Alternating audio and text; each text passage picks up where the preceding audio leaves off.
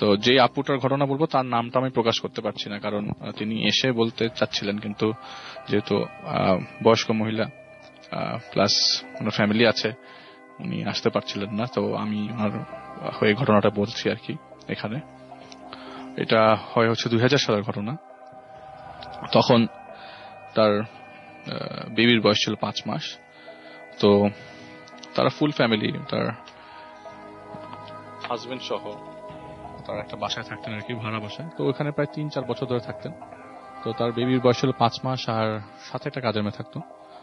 তো সেই বাসাতে আসলে মেয়েটা আসে 6 মাস ধরে, আর তারা থাকতো প্রায় 3-4 বছর যাবত ওই বাসাতে। তো ঘটনাটা ঘটে হচ্ছে 2000 সালের রমজান মাসে। আসলে ঘটনাটা পুরো রমজান মাসেই ঘটে। তো রমজানের শুরুতে যেদিন ঘটনা ঘটে সেদিনের কথা বলছি। তো মেয়েটা আসলে কোনো সমস্যাই ছিল না তার লাইফে, এরকম কোনো প্রবলেমই ছিল না, এরকম কোনো কিছু ঘটবে এরকম তিনি চিন্তা করতেন না। এমন হতে পারে, অনেক ঘটনা আছে যে স্বপ্ন দেখছে বা কিছু একটা, না এরকম কিছু না।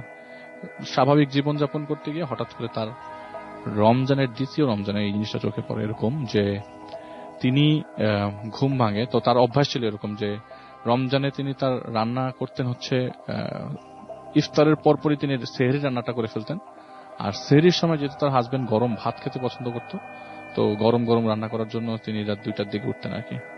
তো সবার বাসায় এরকম কাজের মেয়ে থাকলে দেখা যায় যে কাজের মেয়েকেও রাত 2টার দিকে উঠতে হতো সেহরির সময়। তো তিনিও তার কাজের মেয়েকে ডাকতে যায় আর কি। রাত 2টার দিকে তার কাজের মেয়েকে ডাকতে যাওয়ার পর তিনি লাইটটা জ্বালায় তার রুম, কাজের মেয়ের রুমে। বাসাটা বেশ বড়। তো লাইট জ্বালানোর পর দেখে যে কাজের মেয়েটা চিত হয়ে, আমরা রাসেল ভাই যেটা ডেসক্রিপশন যদি দিতে হয়, চিত হয়ে থাকলে মাথাটা উবুত হয়ে আছে, মাথাটা উল্টার দিকে, মানে বালিশের উল্টার দিকে আছে, মাথাটার উল্টা পাশটা দেখা যাচ্ছে।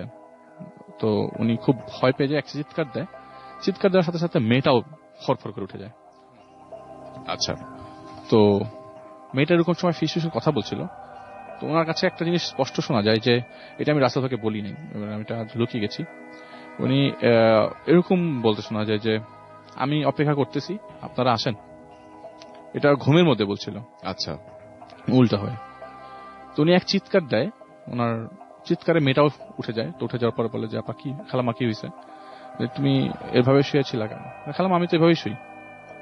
তো ওনার হাজবেন্ডকে উনি এটা ডিটেল বলে যে আমি এরকম ভাবে দেখছি। ওনার হাজবেন্ড বলে ধর এটা কোনো সমস্যা না, অনেকের এরকম ঝামেলা থাকতে পারে, অনেকেই ফ্লেক্সিবল বডি, এরকম ঘাটটা ফ্লেক্সিবল থাকতে পারে, কোনো ভয় টাইপ কিছু নেই।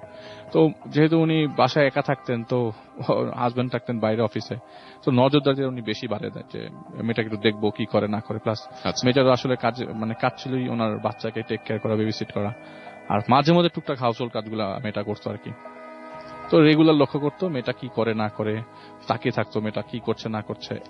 হঠাৎ করে 5ম বা 6ষ্ঠ রমজান হবে, আচ্ছা, তিনি তার ফ্রিজের মধ্যে আম রেখে দিয়েছিল। মানে আম বলতে জিনিসটা শুনতে কিরকম লাগে যে আম নভেম্বর মাসে, 2000 সালের ঈদটা হয়েছিল ডিসেম্বর, 26শে ডিসেম্বর। তো নভেম্বরের 27 তারিখ থেকে রোজা শুরু হয়েছিল। তো উনি আম রেখেছিল ওই সিজনের আমগুলা ফ্রিজে, ডিপ ফ্রিজে। তো সেটা নরম করে মানে ব্লেন্ডারে ব্লেন্ড করবে ইফতারে খাওয়ার জন্য আর কি, দুপুরের পর পর, ইফতারের 1.5-2 ঘন্টা আগে। তো উনি ব্লেন্ডারে আমটাম ঢুকিয়ে মানে ঢাকনাটা লাগাবে, স্টার্ট করবে সুইচ, এমন সময় মেয়েটা দৌড়ে আসে। মেয়েটা দৌড়ে এসে বলে আপা খালাম্মা আমাকে দেন, আমি বানাই। সে কি করলো, সুইচটাও ছাড়লো, উপরে ঢাকনাটাও লাগালো না, হাতটা ব্লেন্ডারের পুরো ব্লেডের মাঝখানে ঢুকাই দিল। তো আপনি তো চিন্তাই করতে পারছেন কি হবে সেখানে, একদম থেতলে, মানে মাংস থেতলে বের হয়ে যায় ওখান থেকে, ছিটকায় পরে, রক্ত ছিঁড়ে আজকে অবস্থা খারাপ একদম। তো সেদিন আর ইফতারটা প্রপারলি হয় নাই, মেয়েটাকে নিয়ে হাসপাতালে দৌড়াদৌড়ি করতে হয়। মেয়েটাকে মানে স্টিচ করে প্রায় 17-18টা স্টিচ লাগে, বাসায় নিয়ে আসে। তো এরকম চলতে থাকলে তো সমস্যা। তো আর মেয়েটার চালচলনটা এরকম ছিল যে রাসেল ভাই, রমজানে তো অনেক মেয়ে দেখা যায় যে 10-12 বছর বাচ্চা বাসায় থাকলে রোজা রাখে, চেষ্টা করে রোজা রাখার, বা মানে বাসার মালিক যদি বলে রোজা রাখার জন্য সে রোজা রাখে। এই মেয়েটা রোজা রাখতো না, কখনো বললেও রাখতো না। তোর চালচলনটা একটু ডিফারেন্ট লাগার কারণে তো ওনারা ডিসিশন নেয় যে না, মেয়েটাকে ওর বাবা মার কাছে দিয়ে দিব। ইভেন মেয়েটাকে যে মহিলাটা দিয়েছিল তাকেও ডাকা হয় যে তুমি এসে ওকে ওর বাবা মার কাছে উঠাই দাও, বুঝাই দাও, কোনো দুর্ঘটনা নেক্সট বার হওয়ার আগেই আমি বেঁচে যাই, মানে এরপরে ঘটতে পারে কোনো দুর্ঘটনা, প্লাস আমার বাচ্চাকে রাখে, আমি ঝামেলা রাখতে চাই না। তো যেই মহিলাটা এই মেয়েটাকে ওই বাসায় দেয় আর কি, সেই মহিলাটা আসে আর কি রাতের বেলা, সকালবেলা আসে। আসার পরে বলে কি ব্যাপার, তোর কি অবস্থা। তো আগামীকাল এরকম মানে আসে দিন হয় যে ওই মেয়েটার বাবা মা আগামীকাল আসবে, আর যে মেয়েটা দিয়েছে সে আজকে আসছে আর কি। তো কথা বলতে বলতে এক ফাঁকে মেয়েটার মানে মেজাজ যেমন খিটমিটে হয়ে যায়। মেয়েটা কি করে, ওনার যে কোলে মানে বাচ্চাটা ছিল, মানে বাচ্চাটা শুয়েছিল, বাচ্চাটাকে কোলে নিয়ে মানে একটা মানে কি বলে আছাড় মারে খাটের উপরে। আচ্ছা। তো খুব উল্টাপাল্টা ভাবে বাচ্চাটা পড়ে নাই, যার কারণে বাচ্চাটা বেঁচে যায়। যদি মেঝেতে পড়তো বাচ্চাটা মারা যেত, একদম নির্ঘাত। আর ও রাগের মাথায় গিট করতে থাকে, এমন সময় ওকে বেঁধে ফেলে। ওনারা দুইজনই ড্রয়িং রুমের সোফার হাত মানে পায়ের সাথে বেঁধে রাখে কালকে ওর বাবা মা আসার পর্যন্ত। এবং এই আসা পর্যন্ত বাসার মধ্যে সে ওই চিৎকার করতে থাকে অনেকক্ষণ, প্লাস যেসব খাবার দেওয়া হয়েছিল সেগুলো সে খায়নি। আচ্ছা। পরজনের বাবা মা আসে এবং বাবা মাকে বলে যে তোমার মেয়ে এরকম আমার বাচ্চাকে আছাড় মারছিল, এবং আমরা কোনো টাকা পয়সাকে দিব না। তো বাবা মা বলে যে আমরা গরিব মানুষ, সেই কথাবার্তা বলে একটা সবাই কনভিন্স করে কিছু টাকা নিয়ে যায় ওনাদের কাছ থেকে। তো যাই মেয়েটাকেও দিয়ে দেয়, মেয়েটা চলে যায়। তো রাসেল ভাই এখান থেকে ঘটনা শুরু। তো যেদিন মেয়েটা চলে যায় তার থেকে 3 থেকে 4 দিন পর হবে, উনি রাত্রে এরকম ইফতারের পর সন্ধ্যার খাবার মানে রান্না বান্না শুরু করে দিয়েছে আর কি। আচ্ছা। ইফতারের প্রায় আধা ঘন্টা 1 ঘন্টা পরে সন্ধ্যা রাতে যেটা খাবে সেহরিতে সেটা রান্না শুরু করে দিয়েছে। তো রান্না করতে করতে এক পর্যায়ে বেল বাজে, বাসার কলিং বেল বাজলে সে যেহেতু কাছাকাছি, আর তার বাচ্চাকে ওই সময় তার হাজবেন্ড দেখছিলেন আর কি। তো কলিং বেল দরজা খুলে দেখে যে কেউ নাই। তো সিঁড়িতে উকি ঝুঁকি দেয় যে কেউ আছে কিনা। পরে আবার তিনি দরজা লাগিয়ে ব্যাক করে, আবারও 2 মিনিট পর কলিং বেল, এবং কন্টিনিউয়াস 3-4টা কলিং বেল। এইবার রাসেল ভাই উনি যেটা করেন যে কলিং বেলটা শুনে দৌড়ে যায় দরজাটা খুলে কে আছে দেখার জন্য। প্রথমে ওই যে লুকিং গ্লাস দিয়ে দেখে কেউ নাই, তারপরে সে খোলার পর তিনি একটা চিৎকার দেয় যে একটা কালো বেড়াল খুব সুন্দর করে পেরেক দিয়ে গাঁথা, ছিন্ন ভিন্ন অবস্থায়, হাত পা মাথা লেজ আলাদা আলাদা করে পেরেক দিয়ে গাঁথা দরজার মধ্যে। খুব বিভৎস দৃশ্য, রক্ত ঝরছে। মানে কিছু যখন কল্পনা করেন আপনি, আমি কল্পনা তো আসে না আসলে, একদম মানে সম্ভব না এটা। তো উনি এক চিৎকার দেয়, তো ওনার হাজবেন্ডকে বলে যে তুমি বাবুকে রেখে আসো, তুমি আসো একা। ওনার হাজবেন্ড হচ্ছে রাজ সাক্ষী, এমন হতো সে নিজে সব দেখছে, নিজে সব প্রত্যক্ষ করছে এমন কিছু না। ওনার হাজবেন্ড এসেও একই জিনিস দেখলো। আচ্ছা। দেখার পর বললো তুমি দরজাটা লাগাও, আমি নিচে যাই, দারোয়ানকে জিজ্ঞেস করি কে ঢুকছে কেন। দারোয়ানটাই বাসাটা খুব অ্যাক্টিভ, ওই বাসার একদম নিচে গেটের মধ্যে সামনে দাঁড়ায় সবসময় থাকে। তো দারোয়ানটাকে জিজ্ঞেস করছে কি অবস্থা, এখানে কি হয়েছে, কাহিনী কি, এরকম বাসায় উপরে তো আমার ঝামেলা হয়ে গেছে, দরজার মধ্যে জানি পেরেক মেরে বিড়াল কেটে রেখে দিয়েছে। জি। তো দারোয়ান বলে যে আমি এখানে ইফতারের পর থেকে আসি, এখানে একটা বান্দা ভেতরে ঢুকছে নিচতলা ভাড়াটিয়া, তো দেখা যাচ্ছে যে নিচতলা ঢুকতেছে। তো আপনার উপরে উঠছে এমন কোন বাসা এমন কেউ নাই। বলে যে তুমি আমাকে ভালো করে বলো তো যে আগামী গত 5-7 মিনিটের মধ্যে এরকম কেউ ঢুকছে কিনা। বলে না স্যার, কেউ ঢুকে নেই। আচ্ছা। তো বলেছে তুমি চলো আমার সাথে। তো সে দারোয়ানকে নিয়ে উপরে উঠে দেখে যে সুন্দর করে লাগানো পেরেক গুলা দরজার মধ্যে লেগে গেছে, কিন্তু কোনো বিড়াল নেই। আচ্ছা।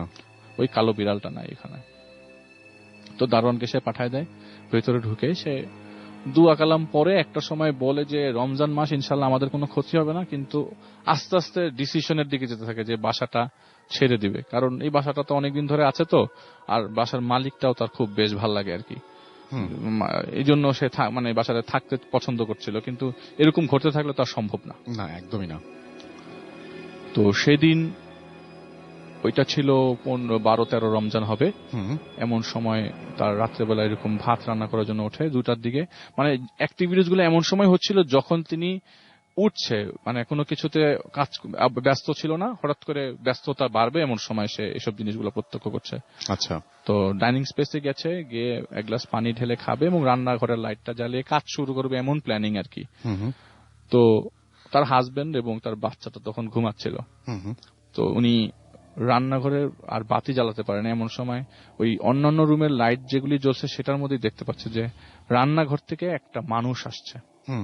আমি রাসেল ভাই অবয়ব বলবো না, কারণ উনি বলেছে উনি মানুষ দেখেছে। আচ্ছা। একটা ঝাঁকড়া চুলওয়ালা একটা মেয়ে, একদম নরমাল মানুষের মতো ঝাঁকড়া চুলওয়ালা একটা মেয়ে রান্নাঘর থেকে আস্তে আস্তে এগিয়ে আসছে তার দিকে, এবং এই ঘাড়ের মধ্যে ওই মেয়েটার হাইটটা হচ্ছিল ওনার বাসায় যে কাজের মেয়েটা ছিল, চেহারা যেহেতু দেখতে পারে নাই, তিনি বলছে যে আমি তো জানি না এটাকে, ঘাড়ের মধ্যে বিড়াল একটা, সেই বিড়ালটা, কালো বিড়ালটা যেটা ছিন্ন ভিন্ন অবস্থায় আমরা ছিন্ন দেখেছি। ভিন্ন অবস্থায় ছিল দরজার মধ্যে। উনি এক দৌড়ে যে দরজা লাগিয়ে সে তার হাজবেন্ডকে ডাকতে থাকে এবং কন্টিনিউয়াস ডাকতে থাকে। ওনার হাজবেন্ড জাগে না তো জাগে না। উনি আবার বাচ্চাটার কাছে যায়, বাচ্চার কাছে দেখে বাচ্চা নিঃশ্বাস নিচ্ছে কিনা, কিন্তু তারপর বাচ্চাটা নিঃশ্বাস নিচ্ছে, কোনো সমস্যা নাই, কিন্তু হাজবেন্ড যাচ্ছে না। এই হাজবেন্ডটা বলে যে আমার হাজবেন্ড রাতেবেলা কোনো টোকার শব্দ পেলেও উঠে যায়, এত পাতলা ঘুমোর, কিন্তু ও উঠছে না। প্রায় 5 মিনিট ঝাঁকানোর পরে হঠাৎ করে ওনার হাজবেন্ড তাপড়িয়ে উঠে বলে যে কি হয়েছে, আমি এরকম অবস্থা হলে কি হয়েছে, কাহিনী কি, আমি তোমাকে অনেকক্ষণ ধরে ডাকতেছি। বলে আর বললো না, আমি একটা আতরের গন্ধ পাইছি, গন্ধটা এত প্রবল আমি না এরপর আর কিছু মনে করতে পারি নাই। আচ্ছা, তুমি যতক্ষণ আমাকে ডাকলা, বলে যে আমি এতক্ষণ এই জিনিস পাইছি, আর আমি এই রান্নাঘরে এরকম একটা ঝাঁকড়া মেয়ে দেখছি, ওনার কাঁধের মধ্যে বিড়াল ছিল, এবং যখন আমি তোমাকে ঝাঁকাচ্ছিলাম তখন আমাদের দরজা ধাক্কা ছিল। তো ভাইয়া দরজাটা খুলে দেখে বাসায় কেউ আছে কিনা, লাইট টাইট জ্বালায়, পুরা বাসা লাইট জ্বালায়, দেখে কেউ নাই বাসাটাতে। আচ্ছা, তো ওনারা এত কিছু হওয়ার পরে তো কোথায় যাবে বুঝতে পারছিল না, ওঝা কি হবে, কোথায় যাবে, কার কাছে যাবে। তো যেহেতু মসজিদে এসে নামাজ পড়ে, সেই মসজিদের ইমামের সাথে তার আবার কথা ছিল, তো ইমামকে জিজ্ঞেস করে আমি তো এরকম আমার বাসায় ফেস করছি, আপনি আমাকে কোনো একটা সলিউশন দেন। আচ্ছা, ইমাম বলে যে আপনি সকালবেলা ফজরের নামাজটা পড়েন রেগুলার ইয়ার সাথে, জামাতের সাথে, এবং ইশার ওয়াক্তটা জামাতের সাথে পড়েন, আল্লাহ আপনার জিম্মাদার হয়ে যাবেন। প্লাস আপনি রেগুলার সকালবেলা বাসা থেকে বের হওয়ার আগে এবং রাত্রেবেলা যখন ঘুমাতে যাবেন বাচ্চা সহ সূরা ইখলাস, সূরা নাস এবং ফালাক 3 বার করে পুরো বডি মাসহ করবেন, যাতে আপনাকে কেউ ধরনের কোনো ক্ষতি করতে না পারে। আচ্ছা, তো এইটা উনি রেগুলারলি করছিলেন। আর ওনাদের তো প্ল্যান এরকম যে রাসেল ভাই এই মুহূর্তে বাসাটা চেঞ্জ করা সম্ভব না, কারণ সামনে ঈদ, আর ঈদের থেকে বড় কথা হচ্ছে অফিসও তাকে কোনোভাবে ছাড়ছে না, কারণ বাসাতে আপনার বাসা চেঞ্জ করতে গেলেও তো বাসা খুঁজতে হবে, বাসা খোঁজার পর আবার বাসাতে ওঠা অনেক ঝামেলা, আর এই অল্প সময়ে বাসা খোঁজা সম্ভব না। তখন রমজানের প্রায় 17-18 হয়ে গেছে। যেহেতু সম্ভব না, তিনি ডিসাইড করে যে ঠিক আছে, আমরা যেহেতু 22শে ডিসেম্বর আমাদের গ্রামের বাড়ি চলে যাচ্ছি ঈদ করতে, রংপুরে ওনাদের গ্রামের বাড়ি চলে যাচ্ছি, তো আমরা যখন আসবো তখন আমরা ইনশাল্লাহ বাসাটা চেঞ্জ করব, সময় নিয়ে করবো ইনশাল্লাহ, তার ব্যবস্থা আল্লাহ তাআলা করে দিবে। আচ্ছা, তো তিনি এই ডিসিশনে যায় আর কি। আর যেটা হচ্ছে মানে সবচেয়ে ইন্টারেস্টিং পার্ট, 22 তারিখের আগে 20শে রমজান, 20শে ডিসেম্বর, 22শে ডিসেম্বর তিনি যাবে, তো যাওয়ার 2 দিন আগে, তো এটা হয় 20শে ডিসেম্বর হিসাব করলে। তো 20শে ডিসেম্বর ওনার এরকম রাত্রেবেলা 2 হাজব্যান্ড ওয়াইফই ওঠে, তো বাচ্চাটাকে উনি দেখতে, বাচ্চার প্রচন্ড কাঁদতে থাকে। তো তিনি বলে যা ঠিক আছে, আমি রান্নাটা ভাতটা বসাই দিই, তুমি বাবুটাকে দেখতে থাকো। তো লাইট টাইট জ্বালায় এবং টিভিও চলতে থাকে। টিভিতে ওই সময় তারা ওই যে ইসলামিক চ্যানেল চলছিল আর কি। তো ওই সময় তিনি উঠার পরে রান্নাঘরে যাওয়ার সময় আপনার ড্রয়িং রুমটা ক্রস করে যেতে হয়। আচ্ছা, ড্রয়িং রুমটা ক্রস করার সময় কিছু ফিস ফিস শব্দ আসতে থাকে। এমন রাসেল ভাই ওনার বাসাটা একটা জায়গায় একা বা কিছু পাশাপাশি একটা বাসা আছে, পাশাপাশি জানালা, মানে পাশের লোকজন যে সেহরির সময় জেগে গেছে এটা দেখা যাচ্ছে। আচ্ছা, তো ফিস ফিস শব্দটা পাশের বাসা থেকে না, এটা তার কাছ থেকে খুবই কাছ থেকে শব্দটা আসছে। আচ্ছা, তো যেহেতু এতগুলো অকারেন্স তার সাথে ঘটে গেছে রাসেল ভাই, উনি ওনার হাজবেন্ডকে ডাক দেয়। আমি বেশি বড় করতেছি না তো রাসেল ভাই, না ঠিক আছে। তো ওনার হাজবেন্ডকে ডাক দেয়। ওনার হাজবেন্ড যখন আসে ওনার সাথে, তো উনি ওনার হাজবেন্ডের সাথে পেছনে পেছনে যাইতে থাকে ড্রয়িং রুম থেকে, ফিস ফিস শব্দ, এবং যতই কাছে যায় ততই অজানা ফিস ফিস শব্দ, এই শব্দ তার আগে কখনো শোনেন নাই। আচ্ছা, ড্রয়িং রুমের লাইট জ্বালায় রাসেল ভাই, আপনি জানেন আপনি জ্বালালে কি দেখতেন, এরকম দেখলে আপনি কি করতেন। ড্রয়িং রুমের মাঝখানে একটা পাকা কবর দেখতে পায় তারা, 2 হাজবেন্ড ওয়াইফ, এবং পাকা কবরের মধ্যে আরবিক ওয়ার্ডে কিছু একটা লেখা, আর চারিপাশে 3 থেকে 4 জন লোক মুনাজাত করছে। এবং সবাই আপনার কি ড্রেস পরা, বলে এই যে আমি অজ্ঞান হওয়ার মতো অবস্থা, সাদা লাল না কালো, আমি কি ড্রেস দেখছি আমার কিছুই মনে নাই, কিন্তু আমি দেখছি 4-5 জন লোক মুনাজাত করতেছে এবং আমার অজ্ঞান হয়ে যাওয়ার মতো অবস্থা। আমার হাজবেন্ড পাশে হেল্প চায়, পাশের ফ্ল্যাটে হেল্প চায়, ফ্ল্যাটের লোকজন আমার সাক্ষী, আমার দারোয়ান আমার সাক্ষী। আমি দারোয়ানকে ডাক দেয়, উপর থেকে চিৎকার করে, কারণ আমাকে ফেলে আমার হাজবেন্ড নিচে যেতে পারছিল না, চিৎকার দেয়, নিচের থেকে দারোয়ান দৌড়ে আসে, পাশের বাসা থেকে লোকজন দৌড়ে আসে, গিয়ে দেখে ঘরের কোনো কিছু সমস্যা নাই, সবকিছু নর্মাল, সব ঠিকঠাক। ঠিকঠাক।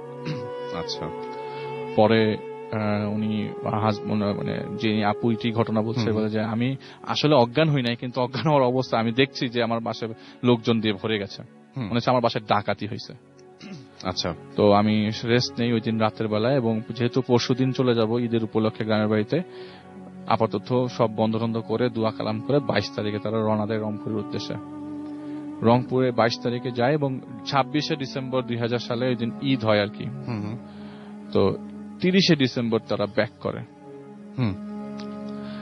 তো ঈদ উল ফিতর 26শে, 30শে ডিসেম্বর তারা ব্যাক করে। ব্যাক করার সময় তারা সাথে করে একটা ইয়া নিয়ে আসে আর কি, হাফেজ নিয়ে আসে, কোরআনে হাফেজ। উনি বেশ আল্লাহওয়ালা মানুষ, উনি হচ্ছে আপুর আপন চাচাতো ভাই, এবং বলে যে তোমরা যেহেতু বাড়িতে আসো অনেকদিন, তুমি আমার বাসায় কিছুদিন থেকে বেড়ায় যাও, 1 মাস থাকো।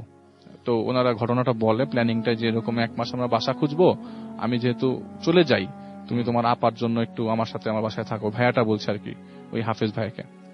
তো ওই হাফেজ ভাই বাসায় তার ওয়াইফকে নিয়ে আসে, এবং রাসেল ভাই কোনো প্রবলেম নাই, এতদিন যেসব প্রবলেম ছিল কোনো প্রবলেম নাই, নট এ সিঙ্গেল প্রবলেম। ফিস কান্দে ভালো করে শুনছে, ভালো করে গন্ধ নিচ্ছে, আতরের কোনো গন্ধ আছে কিনা, লাইট জ্বালিয়ে ঘুমাচ্ছে, বা কোনো প্রবলেম হচ্ছে বা লাইট অফ করলে কিছু দেখছে, এরকম কিচ্ছু পাচ্ছে না। আচ্ছা। 7ই জানুয়ারি সেদিন ওনারা বাসা খুঁজতে গিয়েছিল, বাসা খুঁজাখুঁজি করে বাসায় আসার পরে 3 নাম্বার একটা ফোন আসে। ফোনটা এমন ভাবে যে আপা কেমন আছেন, এটা সেই মহিলা যে মহিলা ওনাকে আগে কাজের মেয়ে দিয়েছিল। তো বলে যে আপা আপনার বাসায় তো কাজের মেয়ে নাই, আপনি কি কাজের মেয়ে রাখবেন? তো উনি বলে যে না, আমি এই ঝামেলার মধ্যে আর নাই, তুমি আমাকে আর কোন ধরনের কাজের মেয়ের খবর দিতে আসবা না, আমি কোনো কাজের মেয়ে রাখবো না, আমার একটা ছোটা বুয়া আছে, এটাই enough, that is enough for me. তো বলতেছে যে ওই আগের কাজের মেয়েটার নাম ছিল রুমকি। এই রুমকি কি খবর, বিয়ে শাদী হয়ে গেছে? আপনি জানেন না? কি কাহিনী? বলে যে রুমকি তো ঈদের 4-5 দিন আগে মারা গেছে।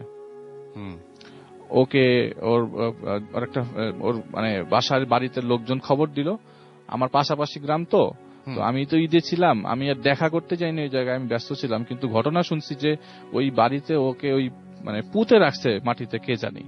তো ওর আব্বা মা নাকি বলতেছে সবাইকে যে ওকে, ওর শরীরে নাকি অনেক আগে জিনে আসর করছিল, আসর করার পরে জিন আর ওইটা ছাড়ে নাই, ওকে ছাড়ে নাই। তো ওর আবার ঈদের পর বিয়ে হওয়ার কথা ছিল। আচ্ছা। তো এখন এই কারণেই হয়তো জিনোরে কোনো ঝামেলা করে ফেলছে, মাইরে এরকম ঘাটটার মটকাই দিচ্ছে বা কিছু একটা, গ্রামের লোকজন নাকি বলতেছে। তো ওকে এরকম অবস্থায় কবর থেকে পাওয়া যায় যে রক্ত হয়ে সারা শরীর মানে খুবই খারাপ অবস্থা, বিদ্ঘুটে, খালি হাতের কবজিটা মাটির নিচ থেকে বের হয়েছিল। তো যেহেতু লোকজন খুঁজতেছিল, পরে উঠায় দেখে যে হ্যাঁ এটা ওই মেয়েটা। পরে দাফন করে, কিন্তু ঘটনা এরকমই যে উনি মিলাতে চেষ্টা করে। তাই যে ঈদের আগে দিয়ে আমি যখন ঢাকায় আমার বাসায় ড্রয়িং রুমে কবর দেখলাম, এটা কি ওর সাথে কিছুটা রিলেটেড কিনা, ওই মুহূর্তেরই তো ঘটনা যে ঈদের 5-6 দিন আগে মারা গেছে। তো যাই হোক, ওনার ঘটনা শেয়ার করছে ওনার হয়ে। তো ওনার এক মামা, দুঃসম্পর্কের আত্মীয় বলতে পারেন, উনি বলছে যে আমাকে নামটা ওখানে মেনশন করতে না, এলাকার লোকজন বেশ সেই নামে পরিচিত। তো যেহেতু ওনার নাম আমাকে মেনশন করতে পারে নাই, তো উনি বলছে ছদ্মনাম হিসেবে একটা দিতে। তো ওনার নাম জয়নাল হিসেবে আমরা জেনে রাখি আর কি। ওকে। তো এই দুঃসম্পর্কের মামার ওই সময় বিয়ের কথাবার্তা চলছে। তো বিয়ের কথাবার্তা চলাকালীন এক পর্যায়ে বিয়ে ঠিক হয়ে যায়, এবং বিয়েটা ঠিক হয়ে হচ্ছে শুক্রবারে। আচ্ছা। বিয়েটা হবে হচ্ছে কক্সবাজারের মহেশখালী উপজেলায়, এবং ঘটনাটা ঘটে হচ্ছে 95 কি 96 দিকে। আচ্ছা। তো এইটা উনি শুনেছেন ওনার বাবা মার কাছ থেকে, ওনার বাবা মা ওই ঘটনাটা ওনাকে বলেছে। তো উনি বলল যে আমাকে আপনাকে শেয়ার করা দরকার, আমি শেয়ার করছি। সেই মামার বিয়েতে অনেক মানুষজনই যায়, বিয়ে শাদী হওয়ার, গ্রামের বাড়ির বিয়ে সিস্টেম হচ্ছে এখানে যে নাকি যাওয়ার পরে বরের আত্মীয় স্বজনরা সব বরকে রিসিভ করার পরে শরবত টরবত খাওয়ায়। আচ্ছা। তো বেশ শরবত টরবত, এদিকে ঝাল শরবত, মিষ্টি শরবত, ট্রেডিশন। তো ঝাল শরবত টরবত খাওয়ানোর পরে বিয়ে শাদী হয়ে যায়। বিয়ে শাদী হওয়ার পর ওই দিন বেশ হ্যাসেল যায়, এবং বাসায় তারা বউ নিয়ে আসে। তো 3 দিন পর বউর বাসার থেকে লোকজন আসে, জামাইকে নিয়ে যাবে। আচ্ছা। তো বেশ গেস্ট আসে ওই বাসাতে, প্রচুর গেস্ট আসবার কারণে ওনার বাবা আবার যেই রুমটা হচ্ছে ভাইয়া থাকতো, ওই যেই মামা উনি যার বিয়ে হয়েছে সেই ওনার পাশের রুমে ওনার বাবা থাকতো, মানে ছিল আর কি। তো ওনাদের বাড়িতে মানে ওনারা কবুতর পালার একটা মানে সক্ষতা আছে আর কি। তো অনেকগুলো কবুতর তাদের ঘরের মধ্যে পালতো। তো ওই মুহূর্তে ওই যে মামার বিয়ে হয়েছে আর কি, সে তার বন্ধুদেরকে নিয়ে একটা রুমে ছিল, আর তার বাবা পাশের রুমে ছিল তার আরেক ছেলেকে নিয়ে, আচ্ছা ওই মামার এক ভাইকে নিয়ে। আচ্ছা তো গভীর রাতে উনি উঠেন আর কি, ফজরের নামাজের আগ মুহূর্তে অজু করতে যাবেন, এমন সময় ধস্তাধস্তির শব্দ পান একটা।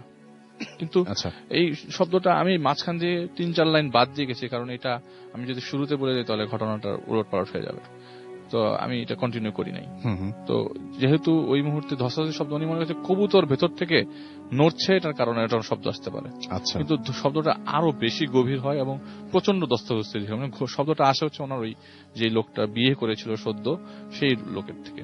হুম হুম তো উনি রুমে যেয়ে দেখে যে উনি রক্ত বমি করছে লোকটা, হুম যে মামার বিয়ে হলো 3 দিন আগে, এবং তার নিজের গলা সে নিজে টিপছে এবং চারিদিকে রক্ত ছিটকে আছে, রক্তাক্ত অবস্থায় উনি পড়ে আছে। আচ্ছা আশেপাশের লোকজন সবাইকে, মানে নিজের সাথে নিজেই ধস্তাধস্তি করছিল। হুম হুম তো আশেপাশের লোকজন যা আছে সবাইকে ডাক দেয়, সাহায্য চায় এবং ওই লোককে নিয়ে হাসপাতালে যায়।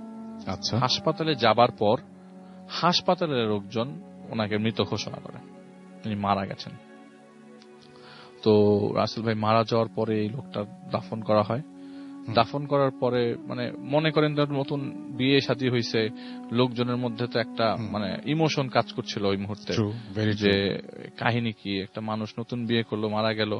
তো ওইখানের রুলস অনুযায়ী অ্যাকিউজ করছিল মেয়েটার ফ্যামিলিকে, যে কাহিনী কি, এরকম সমস্যা। তো সমস্যাটা এই অ্যাকিউজ করার কয়েকদিন পরেই শুরু হয়ে যায়।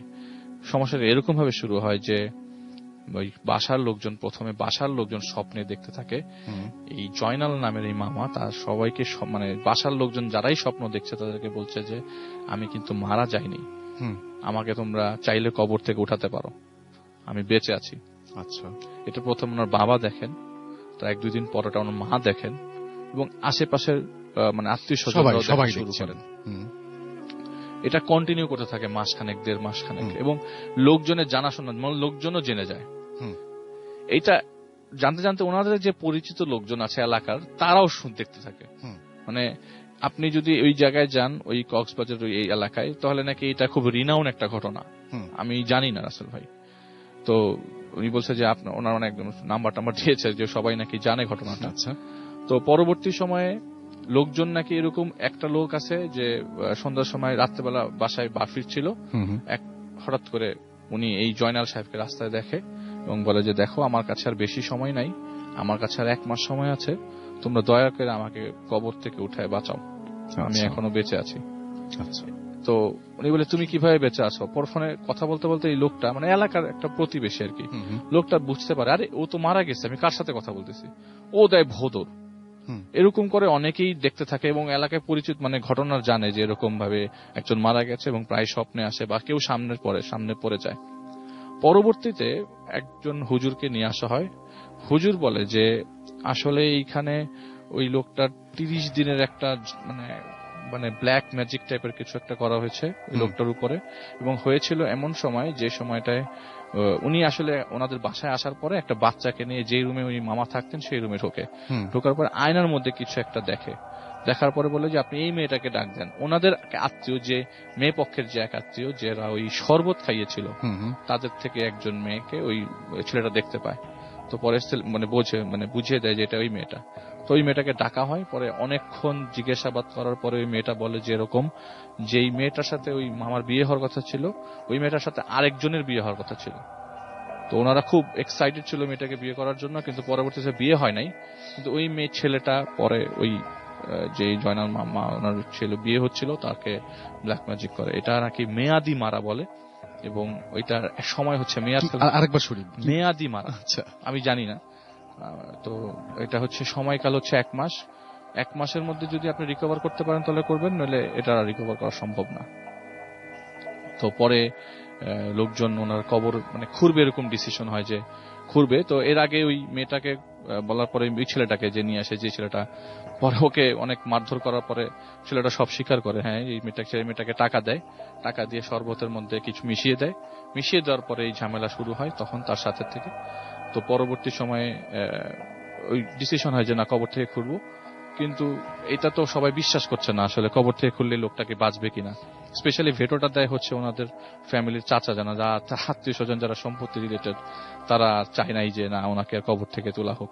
পরবর্তী সময় রাসেল ভাই যেদিন 30 দিন ক্রস করে, এরপর থেকে আর কেউ ওনাকে স্বপ্নে দেখে নাই। দ্বিতীয় ঘটনাটা হচ্ছে আমারই একজন রোগীর ঘটনা। আচ্ছা, তার বাবার ঘটনা। রোগী উনি আসলে একজন ইঞ্জিনিয়ার। উনি এখন বর্তমানে সৌদি আরব আছেন এবং সৌদি আরব থেকে রিসেন্টলি আমাকে ঘটনাটা শেয়ার করেছেন এবং আমাকে বাংলাদেশে থাকতেই শেয়ার করতে চেয়েছিলেন, কিন্তু সামহাও তিনি চাননি বা পারেননি। তো এখন যেহেতু শেয়ার করেছে খুব রিসেন্টলি, আমি সেজন্যই রিসার্চ করেছি আমি আসবো। তো এই ঘটনাটা ঘটে হচ্ছে 2007 সালে এবং মার্চের 4 তারিখে। সেদিন সব দিনের মতো তিনি বাসা থেকে অফিসে যান।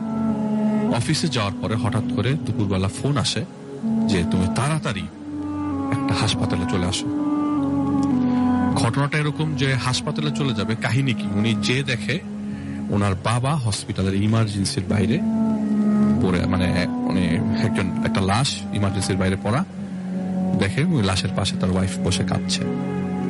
আমি একটু ঘটনার আগে যাই।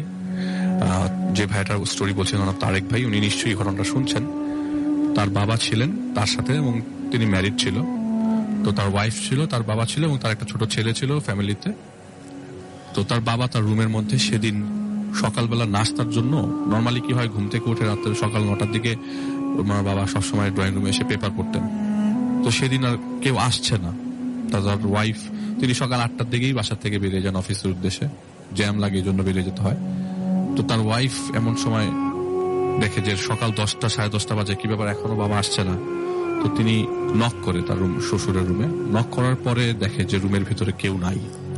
আচ্ছা। তো রাতের বেলা তো তার সাথে একসাথেই ঘুমাতে গেল এবং রাতের বেলা ওই জায়গায় একসাথে গল্প করেছে ওই রুমে। বাবা নাই কেন, তো মনে করে ওয়াশরুমের দরজাটা লাগানো আছে, ভেতর থেকে সিটকেনি লাগানো, তো বোঝা যাচ্ছে যে ওয়াশরুমের ভেতরে তাহলে বাবা। তো উনি কয়েকবার মনে হচ্ছে আচ্ছা তো দেরি হয়েছে ঘুম থেকে উঠতে, হয়তো ওয়াশরুমে আছে। তো অনেকবার নক করে, তো দেখে যে ভেতর থেকে কোনো রেসপন্স নাই। এরকম হয় মাঝে মাঝে নক করলে রেসপন্স না করে কিছুক্ষণ পর ওয়াশরুম থেকে বের হয়। কিন্তু আধা ঘন্টা হয়ে যাওয়ার পরও ওয়াশরুম থেকে তিনি আসছেন না। তিনি আবারও নক করে এবং নক করতে থাকে কন্টিনিউয়াসলি, অনেক জোরে জোরে নক করতে থাকে, কিন্তু কোনোভাবেই কোনো রেসপন্স আসলো না। আচ্ছা। তিনি নিচের থেকে, আসলে ওনাদের বাসা দোতলা বাসা, বাসার লোকেশনটা আমি বলছি না। তো আগের বাসা তো এরকম আমাদের যেমন এখন বাসার দরজার নবগুলো এরকম যে ঘোরালেই খুলে যায়, এটা সিটকেনি সিস্টেম, সবাই বুঝতে পারছো। আচ্ছা। তো নিচে থেকে ওনাদের বাসার যে দারোয়ান এবং ড্রাইভার আসে সে ভাঙার জন্য, ওই মুহূর্তে আবার ভাইয়াকে অফিসে গাড়ি নামিয়ে চলে এসছে। তো ড্রাইভার সহ দরজা ভাঙে, ভেতরে ঢুকে দেখে তার বাবার মেঝেতে পড়া, মানে তারেক ভাইয়ের বাবা মেঝেতে পড়া, এবং ওই মুহূর্তে ওই অবস্থায় তাকে হসপিটালে নিয়ে আসা হয়। আর মেঝেতে যে পড়া ছিল মানে কড়া রক্ত, কালো রক্ত জমাট বেঁধে আছে মেঝের উপরে। তো সামহাও সে পড়ে গেছে বা কিছু একটা। তখন এই অবস্থায় এত কিছু চেক করার টাইম হয় নাই যে ওনার নিঃশ্বাস নিচ্ছে না, সাথে সাথে হসপিটালে নিয়ে গেছে। তো গাড়ির মধ্যে ওনাদের যে দারোয়ান উনি বলছিল যে আপা নিঃশ্বাস তো পাচ্ছি না। তখনই ফোন দেয়, তুমি তাড়াতাড়ি, আমরা হাসপাতালে নিয়ে যাচ্ছি, তুমি তাড়াতাড়ি আসো। ভাইয়া তখন হাসপাতালে এসে দেখে যে ইমার্জেন্সির বাইরে একটা লাশ পড়া এবং তার ওয়াইফ কাঁদছে। ততক্ষণে ডাক্তার ডিক্লেয়ার করেছে তার বাবা মারা গেছে। মারা গেছেন এরকম ভাবে যে তখনও ওনার বাবার, মানে উনি তো উনি বলছে যে আমি তো কাঁদলাম, আমি তো দেখে পাগল হয়ে যাচ্ছে, আমার বাবা আমার সামনে লাশ অবস্থায় আছে, আমি জাস্ট ওনার বুকের উপরেই মাথা রেখে কাঁদনা শুরু করলাম, যে বুকটার মধ্যে এখনো গরম, মানে খুব বেশিক্ষণ আগে যে মারা গেছে তাও না, বুকটা এখনো গরম। তো ডাক্তার বলল যে এই ঘটনাটা ঘটেছে সকালবেলা, ভোরবেলার দিকে 6টা-7টার দিকে, আর ওনার হার্ট অ্যাটাক হয়েছিল, কার্ডিয়াক অ্যারেস্ট হয়েছিল। আচ্ছা। তো এরকম জিনিসটা খুবই স্বাভাবিক, মেনে নিতে পারছেন না, কিন্তু at the end of the day আপনাকে মেনে নিতে হবে। মানুষ মারা যাবে, এটা তো সত্য কথা। তো তারা প্ল্যান করে প্রোগ্রাম করে বাসায় ডেড বডি নিয়ে আসে এবং আত্মীয় স্বজন একদম ভরে যায় ডেড বডি, মানে মানুষের ভিড় লেগে যায়। তাদের ঢাকায় প্রচুর আত্মীয় স্বজন, তাদের গ্রামের বাড়ি যশোরে, মানে গ্রামের বাড়ি বলতে তাদের বাড়ি আছে যশোরে, তাদের নিজেদের বাড়ি আছে যশোরে, আমি কোনো এলাকার নাম বলছি না। তো গুনগুন গুনগুন চলতে থাকে রাসেল ভাই যে কবরটা কোথায় হবে। আমার আসলে রাসেল ভাই ঘটনাটাই কবর রিলেটেড। লাস্টে একটা ছোট্ট টুইস্ট আছে যে কবরটা কোথায় হবে। সবাই এই জিনিসটা নিয়ে গুনগুন করছে যে তোমরা আসলে ঢাকায় দিতে পারো, আজিমপুরে দিতে পারো, তোমরা নিজেরা দেখলা, তোমরা কয়বার যশোরে যাও। ওনারা আবার 2 ভাই, আরেক ছোট ভাই আরেক জায়গায় থাকে, আরেক এলাকায় থাকে। তো বড় ভাইয়ের সাথে বাবা থাকতো। তো একটা সময় ডিসাইড হয় যে না, আমরা আমাদের পারিবারিক গোরস্থান যশোরে নিয়ে যাব। তো ডিসিশন পাকা হয়ে যায় এবং তাদের এলাকা ভিত্তিক মসজিদে সেদিন রাতে রাসেল ভাই, আমাদের ঢাকা শহরে প্রচন্ড বৃষ্টি চলছিল এবং ওই দিন ছিল আপনার সাগরের নিম্নচাপ এবং বৃষ্টিটা কন্টিনিউয়াস বৃষ্টি, কখনো জোরে কখনো আসতে, কিন্তু বৃষ্টি কোনোভাবেই থামবার ছিল না। তো মসজিদ টাইপের জায়গা যেখানে খোলা রাস্তায় জানাজা দেবে এরকম সম্ভব না। তো যেহেতু সকালবেলায় মারা যায়, দুপুরবেলা জানাজা না হয় আসরের ওয়াক্তে জানাজা হয় এবং ডিসাইড করে যে আমরা আসরের পর রওনা দিব যশোরের উদ্দেশ্যে। আচ্ছা। তো আসরের নামাজ শেষ হয়, নামাজের সময় আপনার ওই মসজিদে আবার এখন যেরকম মসজিদে লাশ রাখার জায়গা বাইরে রাখে, একটা রুমের ব্যবস্থা করা। ওই মসজিদটাতে এই রুমের ব্যবস্থা করা ছিল না যে লাশটা যেখানে রাখবে। তো লাশটা মানে ডেড বডিটা মসজিদের ভিতরে নিয়ে যায়, তারেক ভাই বাবার ডেড বডি মসজিদের ভিতরে নিয়ে জানাজা হয়। তো জানাজার পরে আমরা সবাই জানি যে সবাই জানাজার পরে ক্ষমা প্রার্থনা করে, মানে ক্ষমা চায় সবাই। এলাকা ভিত্তিক কোনো ঝামেলা থাকলে, কোনো টাকা ডিউ থাকলে বলে যে তার ছেলে এইসব বলতে থাকে। এই অ্যানাউন্সমেন্টটা করার সময় ওই রুমটায় কমপ্লিট সাইলেন্স ছিল, কিন্তু সবচেয়ে ইম্পর্টেন্ট এবং সবচেয়ে আশ্চর্য ব্যাপার হলো ওখানে একজন কাঁদছিল। এই কান্নাটা কোনো পুরুষের কান্না না, মহিলা, খুবই ডিফারেন্ট কান্না। আচ্ছা, ওকে। আমি আগে একটা জিনিস বলে নিই, তার মা কিন্তু বেঁচে ছিলেন না, তার বাবা তার সাথে ছিলেন। তার মা 2001-এ মারা যান আর ঘটনা 2007-এর। তার মানে অনেক আগেই মা মারা গেছে। কিন্তু রাসেল ভাই এই কান্নাটা এমনও না যে মসজিদে তাদের সাথে কোনো মহিলা এসছে, তাদের বাসার পাশেই মসজিদ, তো মহিলারা সব বাসায় ছিল, কিন্তু মসজিদে সব পুরুষ মানুষ ছিল। তাহলে কান্নাটা কে করছে? আর ওই মুহূর্তে মানে ডেড বডিটা কফিনের ভিতরে ঢুকানো হয়নি, আমাদের সো কল্ড নর্মাল কফিন গুলা, বিদেশি কফিন না, কফিনে ঢোকানো হয় যেগুলো নরমালি হয়। আর যেহেতু বাইরে বৃষ্টি পড়ছে, ওয়েদারটা ঠান্ডা, তাদের এত ঝামেলাও হয় নাই যে গরমে নষ্ট হয়ে যাবে বা কিছু একটা, এমনি চাপাতা দিয়ে ব্যবস্থা করার হয়েছে আর কি। কিন্তু ওই মুহূর্তে মানে মসজিদের খাটিয়ার মধ্যেই লাশটা ছিল, কিন্তু ওইখান থেকে কেউ সামহাও কান্না করছে। এই জিনিসটা অ্যানাউন্সমেন্ট শেষ হয়ে যায় আর উনি খুব অবাক দৃষ্টিতে তাকায় থাকে, আসলে এই ঘটনাটা কি হচ্ছে। মানে তারেক ভাই, ওনার ছোট ভাই, ওনার ফুফাতো ভাই, ওনার খালাতো ভাই, সবাই কান্নাটা শব্দ পায়। কান্নাটা আসছে কোথা থেকে? মসজিদের ঠিক মাঝখান বরাবর কান্নাটা আসছে মসজিদ থেকে হঠাৎ করে। তারা খুব অবাক হয়ে যায় এবং অবাক হওয়ার একটা পর্যায়ে তারা ডিসাইড করে না, এখন আর ডেড বডিটা কাউকে দেখাবো না। যেহেতু পুরুষ মানুষের লাশ অনেক আত্মীয় স্বজন না দেখলে মসজিদে বা জানাজার পরে দেখার চেষ্টা করে, বলে না এখন আর কাউকে ডেড বডি দেখাবো না, এখন ডিরেক্টলি কফিনে ঢুকে আমরা রওনা দিয়ে দেবো। আমাদের যশোর পৌঁছতে হবে রাত্রের মধ্যে, আগামীকাল সকালবেলা আমাদেরকে কবরস্থ করতে হবে। তো তাদের এরকম লোকজন আসতে থাকে যে সবাই রিকোয়েস্ট করতে বা রিফিউজ করতে সন্ধ্যা 6টা বেজে যায়, মাগরিবের ওয়াক্ত প্রায় কাছাকাছি। তো তারা রওনা দিয়ে দেয় এবং রাস্তার মধ্যে তারা মাগরিব পড়বে এরকম প্ল্যান করে। তো একটা সময় তেল নিতে হবে গাড়িতে, আর অ্যাম্বুলেন্সটা ওই মুহূর্তে আর এখন যেরকম আপনার অ্যাভেলেবেল, আপনার এই যে ফ্রিজিং কারগুলো, ওই সময় এত ফ্রিজিং কার অ্যাভেলেবেল ছিল না। তারা এই একটা অ্যাম্বুলেন্স কল করে এবং অ্যাম্বুলেন্সে ডেড বডি উঠাই দিয়ে তাদের সাথে টোটাল 6টা অ্যাম্বুলেন্স যায়। যে কজন লোক আত্মীয় স্বজন লাশ দেখতে এসেছিল অর্ধেক হয়ে যায় যশোরের নাম শুনে, আর সবাই তো যশোর যাবে। তো এই জায়গাটায় সবাই যেত তাহলে একটা ভালো লাগতো যে আপনি একটু নিশ্চিন্তে থাকতেন, এত মানুষ যাচ্ছে। তখন এমনিতেও আপনার মানে সাহস দেওয়ার মতো লোক থাকে, এখন শুরু করেছে অলরেডি। টোটাল মনে করেন পুরা মসজিদে ভরপুর মানুষ ছিল, এলাকার লোকজন মিলে, কিন্তু টোটাল যাচ্ছে মাত্র 16 জন মানুষ যশোরে তাদের সাথে।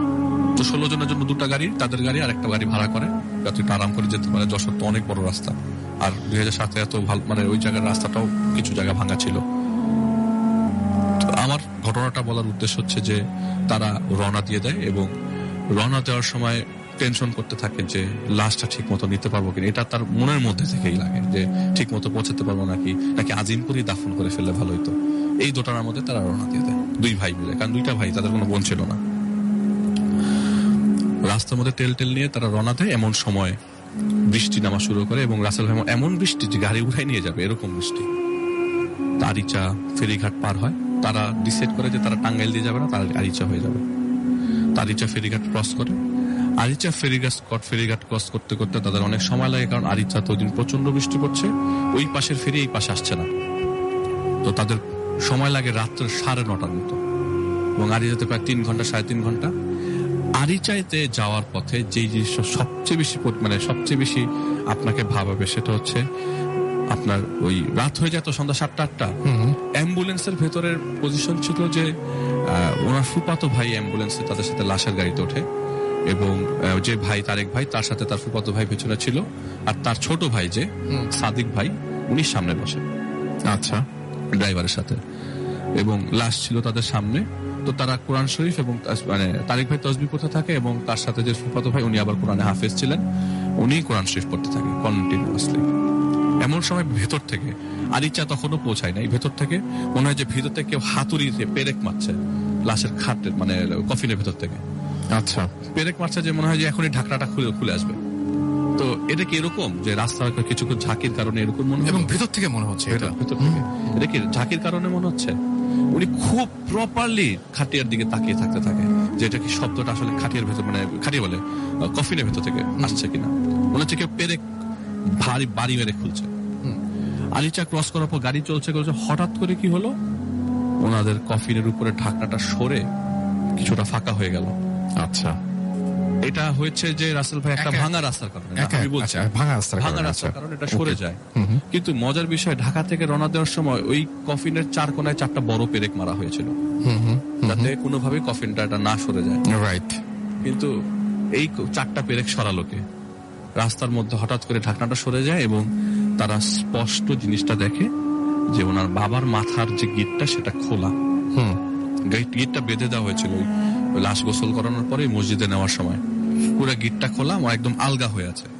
তো তার ফুফাতো ভাই বললো, আচ্ছা ঠিক আছে, তুমি কিছু করো না, গিটটা খোলা রাখো, এরকমই থাকো, তুমি উপরে ঢাকনাটা লাগাই দাও, কন্টিনিউয়াসলি আল্লাহকে ডাকতে থাকো। প্রায় 3 থেকে 3.5 ঘন্টা পর, প্রায় 3 থেকে 4.5 ঘন্টা পরে, রাত তখন 1:30 কি 2টা, রাস্তার মধ্যে সবাই থামে এবং ওনারা সিনক্রোনাইজ করে নেয় যে 3টা গাড়ি যাচ্ছে ওনাদের সাথে, ওরা যেন ফোন দিলে একই জায়গায় চলে আসতে পারে, আপনার একটা জায়গায় এসে থামতে পারে, ওরা একসাথেই যাচ্ছে আর কি, কেউ আলাদা আলাদা যাচ্ছে না।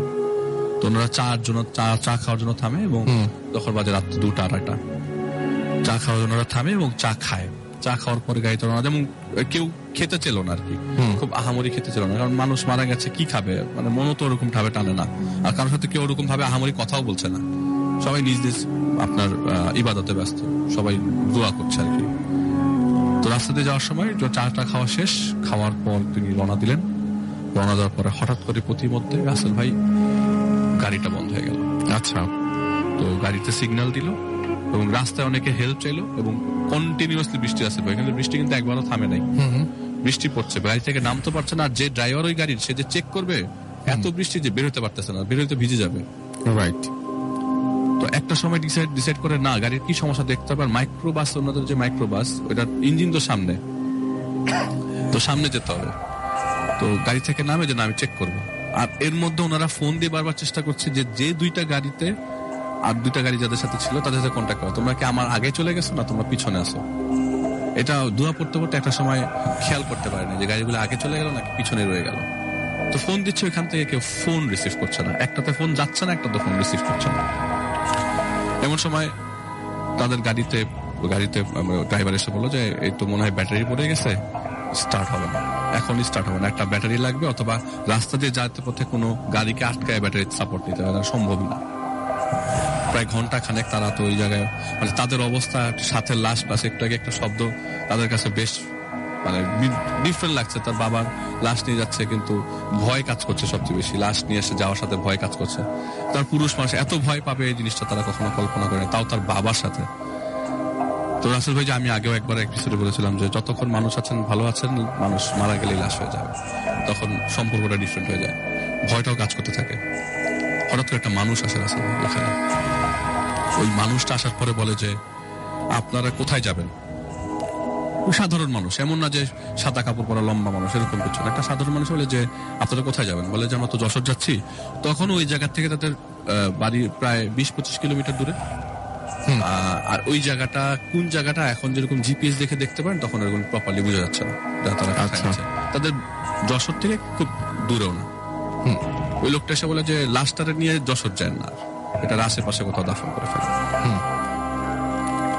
তখন ওনারা গাড়ির ভেতর থেকে বলে যে আপনি কে, যান এখান থেকে, যান, সরেন, যে আপনি বলার কে, লাশটা কোথায় নেব।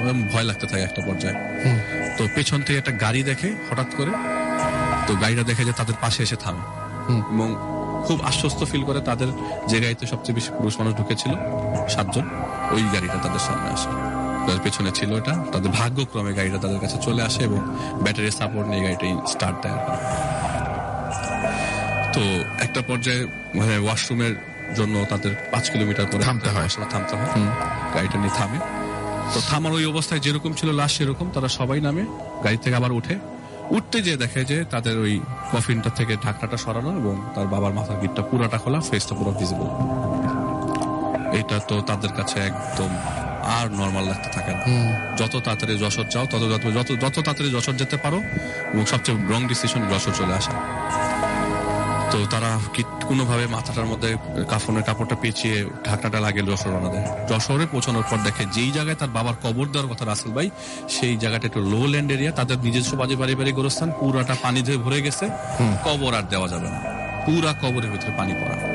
তার ফুফাতো ভাই বলতে থাকে যে আসলে এইটা বাদ দেন তারেক ভাই, আপনি আমাদের কবরস্থানে চলেন। তাদের ফুফাতো ভাই মানে ফুফাতো দাদার বাড়ি হচ্ছে তার বাড়ি থেকে প্রায় 15-20 কিলোমিটার দূরে। তো চলেন। ওই মুহূর্তে সকাল 7টার দিকে তারা ওই কবরস্থানে ব্যাক করে। আসলে কবর দেওয়া শেষ হয়, ওখানে আবার নতুন করে কবর খোঁড়া হয়। কবর করতে তারা সকাল 9টা, বৃষ্টি তখনও পড়ছে উপরে, তখন সামিয়ানা টাঙিয়ে নিয়েছিল। কবর দেওয়া হয়, কবর দেওয়া শেষ হয়। শেষ হওয়ার পর মুনাজাত হয়। মুনাজাতের সময় একটা লোক তারেক ভাইকে নক করে, হাত ধরে বলে, কি ব্যাপার, বলেছিলাম না আপনারে যশোর যাইতে না, এই জায়গায় কবর দিতে, এই জায়গায় তো সেই নিয়ে আসলেন। এটা বলে লোকটা চলে যায়। আচ্ছা আচ্ছা। এইটা শোনার পর আসল ভাই এই কথাটা তিনি আর কাউকে কখনো বলেনি, আমাকেই বলেছেন লাস্ট, যে আমি লাস্ট এই লোকটার এই কথাটা শুনি, যে বলেছিলাম তো যে যশোর যায় না, এখানে কবরটা, সেই ব্যাক করে এখানে কবরটা হলো। তো এইটার পরবর্তী সময় আর জানার চেষ্টা করেন নাই যে আসলে কেন এই লোকটা আসছিল বা কেন এই কথাটা বলছিল। At the end of the day কবরটা রাসেল ভাই তার গ্রামের বাড়িতে ওই যে জায়গায় আটকে ছিল সেই জায়গায় হয়েছে। যে ঘটনা আজকে শেয়ার করব সেটা হচ্ছে আমার এক পরিচিত বড় ভাইয়ের ঘটনা। তো এই ঘটনাটা ঘটে হচ্ছে তিনি যখন ছাত্র ছিলেন তখন। আচ্ছা। ঢাকার একটা ইউনিভার্সিটি, স্বনামধন্য ইউনিভার্সিটিতে তিনি পড়তেন তখন। তো তখন সাল হবে 1999 বা 2000। এটা তার পড়াশোনার লাইফের মাঝামাঝি অবস্থায়। আচ্ছা। তো তার একজন ঘনিষ্ঠ বন্ধু ছিল, তারই রুমমেট, তার সাথে একই এলাকার মানুষ। তো তারা সবসময় পরীক্ষা শেষ হলে বা কোনো ধরনের অকেশন হলে একসাথেই গ্রামের বাড়ি ব্যাক করতেন। এবং গ্রামের বাড়ি ছিল পটুয়াখালীতে, আমি সরাসরি জেলার নাম উল্লেখ করে দিলাম। তো যেহেতু হচ্ছে সদরঘাট থেকে লঞ্চে করে, যোগাযোগ ব্যবস্থাটা তখন এত উন্নত ছিল না এখন যেরকম উন্নত। তো ওনারা দুইজন ওই দিন ছিল সেরকম প্ল্যান করে যে আমাদের যেদিন পরীক্ষা শেষ হবে সেদিন রাতে 8টার লঞ্চ উঠে যাব। তো সেরকমই প্ল্যান অনুযায়ী তারা পরীক্ষা দিয়ে শেষ করে দুপুরের খাওয়া দাওয়া শেষ করে রেস্ট টেস্ট নিয়ে বিকালবেলা এরকম আড্ডা দিতে তাদের ইউনিভার্সিটি ক্যাম্পাসের দিকে যায়। চা কফি খেয়ে ব্যাগ সাথে ছিল, একসাথে বেরিয়ে যাবে। এমন সময় তারা রওনা দিয়ে দেয় সন্ধ্যা 6টার পরই, মাগরিবের পরপরই তারা রওনা দিয়ে দেয় সদরঘাটের উদ্দেশ্যে রিক্সা দিয়ে যাবে। তো রিক্সা দিয়ে যাওয়ার পথে পথিমধ্যে হঠাৎ করে খবর আসে এরকম যে তখন আসলে মোবাইল ফোন ছিল না আর কি। তো হঠাৎ করে খবর আসে যে তাকে হলে ব্যাক করতে হবে। হলে তার জন্য ফোন এসছে, সামহাও একজন ফোন মানে একজন নক করে ফেলে তাকে। তো সে আবার হলে ব্যাক করে তার ফ্রেন্ডকে নিয়ে। আচ্ছা। হলে ব্যাক করার পর খবর জানতে পারে যে ওই ফ্রেন্ডের ফুফাতো বোন সহ যে একটা বাসে অ্যাক্সিডেন্ট হয়, 26 জনের মৃত্যু হয় মুখোমুখি সংঘর্ষে। আচ্ছা। এবং সেটা হচ্ছে আপনার ঢাকা ময়মনসিংহ হাইওয়েতে হয় অ্যাক্সিডেন্টটা 1999 সালে, এরকম বছরের মাঝামাঝি দিনে। আচ্ছা। তো 26 জন প্রায় একসাথে মারা যায় এবং ওনার ফুফাতো বোনের 2টা সন্তান ছিল, 2টা সন্তান সহ মারা যায়। আচ্ছা। তো আমার যে বড় ভাই পরিচিত, তার তো আর ওনাদের সাথে পরিচয় নেই, ওরকম পরিচয় নেই। তার ফ্রেন্ডের সাথে পরিচয়, পাশের গ্রামে থাকে, একসাথে যাওয়া আসা করে, তার বাসায় যায়, বাবা মাকে চেনে, কিন্তু এত ঘনিষ্ঠ সম্পর্ক নাই যে ওরই মানে ওনার ফ্রেন্ডের আত্মীয় কেউ চিনব। তো কিন্তু তার খারাপ লাগতে থাকে। তো বলে যে ঠিক আছে তুই যা, মানে বলতে থাকে যে আমি ময়মনসিংহে রওনা দিয়ে দেবো, এখনই আমাকে যেতে হবে। তো বলে ঠিক আছে তুই যা, আমি চলে যাচ্ছি, তো তুই পরে আয়। তো তিনি সদরঘাটে যায় এবং রাতের খাওয়া দাওয়া শেষ করে, শেষ মোমেন্টে যায়। তো রাতের খাওয়া দাওয়া কোনো মতে খেয়ে লঞ্চে উঠে যায়। তো লঞ্চে ওঠার পরে এখন যেরকম এত বড় বড় লঞ্চ ছিল, তখন অত বড় বড় লঞ্চ ছিল না। তো লঞ্চের ভিতর একটা মানে সে এরকম ডেকের মধ্যেই যেতে থাকে। তো প্রতিমধ্যে রাত্রে 11টার দিকে মানে লঞ্চের কর্নারে দাঁড়িয়ে থাকে, মানে দাঁড়িয়ে আশপাশের দৃশ্য দেখছিল আর বারবার চিন্তা করছিল 26 জন মারা গেছে একটা মানুষের, একটা ফ্যামিলি থেকে 3 জন চলে গেল, একই ফ্যামিলিতে একটা মহিলা তার 2টা বাচ্চা একসাথে চলে গেল। যে লোকটা মানে নিজের লোক গেছে তার কি অবস্থা, সেরকম চিন্তা করতে করতে হঠাৎ করে একটা মহিলা তার পাশে আসলো। মহিলাটার গঠন এরকম যে ওনার নাম তহিদ আসল ভাই, একটা কথা বলছি। আচ্ছা। তো মহিলাটা এরকম একটু লম্বাটে, বয়স কি 70-75 হবে। প্রথমে কিছু বলে না, কিন্তু 10 মিনিটের মতো পাশে দাঁড়ায় থাকে। পরে একটা সময় বলে যে কি ব্যাপার, 26 জনের মৃত্যু কি খুব বেশি পড়াচ্ছে? আমি খুব গুছাই বললাম, এটা ওনাদের আঞ্চলিক ভাষায় বলতে থাকে, তাদের মতো করে তারা বলেছিলেন। হ্যাঁ। এবং ভাষাটা এরকম যে খুবই অস্পষ্ট, কিন্তু বোঝা যায়। আচ্ছা। যে কি 26 জনের মৃত্যু কি এখনো ভাবাচ্ছে? তো উনি খুব অবাক হয়ে যায়, আমি কি চিন্তা করতেছি বা আমার কি ঘটনা ঘটলো বা আমি চিন্তা করতেছি, এটা উনি কিভাবে জানলো? উনি সাথে সাথে প্রশ্ন করলো, আপনি কিভাবে জানলেন? আচ্ছা। বলে কি তোকে একটা অ্যাডভাইস দেই, তুই যে শুয়ে পড়, তুই যত ঘুমাবি তত ভুলবি। তুই যদি ঘুমাই যাস তোর এটা মনে থাকবে না, যদি বারবার চিন্তা করলে তোর এটা পড়াবে। তো এইটার উনি তেমন একটা খেয়াল করে না এবং প্রচন্ড বিরক্তই হয় যে একটা অননোন মানুষ তার সাথে এসে কথা বলছে। তো সে ডেকে যে একটা সময় ওখানে না থেকে ডেকে যে বসে থাকে, একটা সময় ঘুম তন্দ্রা চলে আসে। আচ্ছা। তো যখন তার মানে নর্মালি চিন্তা ভাবনা থাকে এরকম যে লঞ্চ যে দেরিতে পৌঁছাবে, ফজরের আজান টাজান পড়ে যাবে, সকাল সকাল থাকবে, এই সময় ওনাদের আবার ঘাট থেকে নৌকা দিয়ে আরেকটা জায়গায় আরেকটা পারে যেতে হয় তাদের ওখান থেকে। তো ওই দিন আবার মানে ফরচুনেটলি লঞ্চ খুব তাড়াতাড়ি পৌঁছায় যায়। পৌঁছাতে মনে করেন এরকম যে 3টা-4টা, রাত 3টা-4টা, তখনও ফজরের আজান দেয় নাই বা দিবে দিবে ভাব, এবং সকালের আভাটা আসে নাই। লঞ্চ থেকে নামার পরে তার যে জিনিসটা ডাউট ছিল যে এত আগে নেমে গেলাম, এখন তো কোনো নৌকা পাবো না, তাহলে আমাকে এখানেই ওয়েট করতে হবে সামহাও। আর লোকজন তো তাদের এলাকায় কিছু নামছেই, যেহেতু ওই পারে যাবে, নদীর ওই পারে যাবে, সে মোটামুটি কনফার্ম যে তার সাথে কয়েকজন লোকও যাবে। আর তাই হলো যে আসলে কয়েকজন লোক নামার পরে দেখলো যে ঘাটে আসার পরে দেখলো যে অনেকগুলা লঞ্চ, মানে অনেকগুলা নৌকা, মানে এটাও ভাগ্যর ভালো যে ওনার অনেকগুলা নৌকা সামনে ছিল। একটা নৌকা, এতগুলা নৌকা থাকা সত্ত্বেও সবাই একটার দিকেই যাচ্ছে। তো উনি উঠে গেল, একটার মধ্যে উঠে গেল, ওনার রাস্তার মানে নদীর ওই পারে নিয়ে যাবে। নদীর মাছ বরাবর আসার পর থেকে তার মাথা ব্যথা করতে হঠাৎ করে হঠাৎ করে আপনার রক্ত বমি শুরু হয়ে যায়। নদীর মাঝখানে রাসেল ভাই রাত্রেবেলা রক্ত বমি হচ্ছে, নাক দিয়ে রক্ত পড়ছে। আলো বলতে শুধুমাত্র টর্চ, ব্যাগ থেকে টর্চ বের করে দেখছে রক্ত। এখন তো মোবাইল ফোনের আলোতে দেখা যায় সবকিছু, তা তো অনেকগুলো ছিল না। তো খালি ছোট্ট একটা কুপি ছিল এবং সবাই এগিয়ে আসে হেল্পে, যে রক্ত পড়ছে কেন। আর এই রক্তটা আনস্টপেবল, খুব বেশি করেই পড়ছিল নাক দিয়ে রক্ত। এবং হঠাৎ করে এরকম রক্ত পড়বে এমনও না যে রোদে হাঁটছে বা তার আগে এরকম হয়েছে, অনেকে রোদে হাঁটতে রক্ত পড়ে নাক দিয়ে বা কান দিয়ে বা চোখ দিয়ে। তো ওনার নাক কান দুই দিক দিয়ে রক্ত পড়ছে এবং প্রচন্ড রক্ত পড়ছে। আচ্ছা। অনেকে ধরে রাখতে পারতেছে না এত রক্ত। তো কোনো মধ্যে নদী পার করে বাড়ির দিকে যায়। তো একটা সময় চিন্তা করছিল যে ব্যাক করে শহরের দিকে যাবে কিনা বা কিছু একটা, কিন্তু না, ওরকম না করে তারা বাড়ির দিকে যায়। একটা পর্যায়ে রাস্তায় হাঁটতে হাঁটতে রক্ত পড়া বন্ধ হয়ে যায়। আচ্ছা। তো তার ওই যে মাথা ব্যথাটা কন্টিনিউয়াসলি হতে থাকে, হঠাৎ করে রাস্তার মধ্যে বসে পড়ে, আর মুভ করতে পারে না। এবং ভাগ্য ভালো ওই সময় যে একটা লোক তার সাথে ছিল, সে তাকে বাড়ি পর্যন্ত পৌঁছে দেয়। আচ্ছা। এটা আমার ঘটনার অর্ধেক। এটা অর্ধেক। আচ্ছা। তো মোটামুটি সে ওই দিনটা পার করে।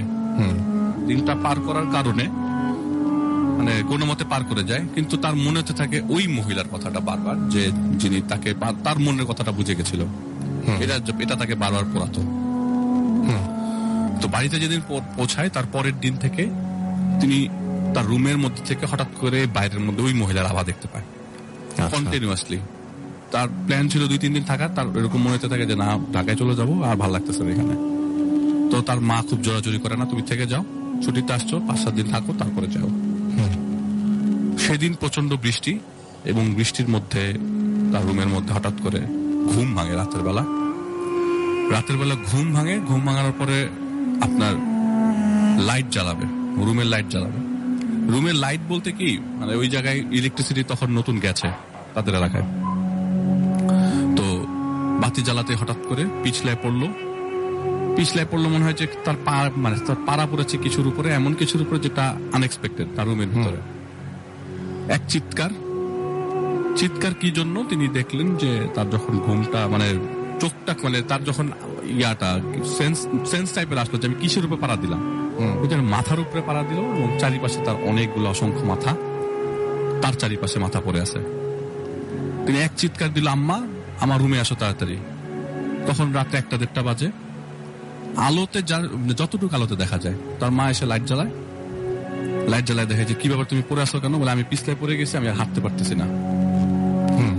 তারপরে তার মাকে বলে যে আমি এরকম দেখলাম, বলে এগুলি তোমার সব ভুল ধারণা, এগুলো তুমি বাদ দাও, তুমি এইসব চিন্তা ভাবনা করো, তুমি বাসায় থেকে যাও, পরে যাও ইউনিভার্সিটিতে। সে আরেকদিন থাকে।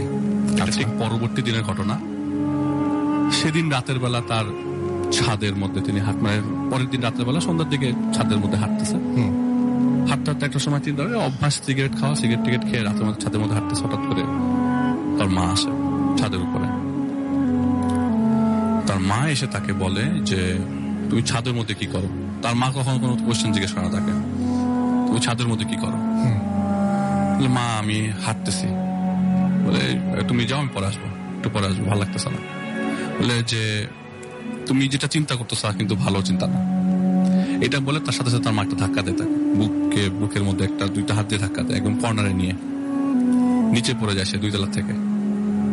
এবং তার হাঁটুর মাঝখানটা পুরাটা গুঁড়া হয়ে যায়, মানে হাঁটুর হাড়টা বোনটা পুরো ব্রেক হয়ে যায়, ভেঙে যায়। হসপিটালে নেওয়ার পরে ডাক্তার বলে যে এটা ঠিক হতে অনেকদিন সময় লাগবে, এবং হাঁটতে সে প্রপারলি পারবে না আর।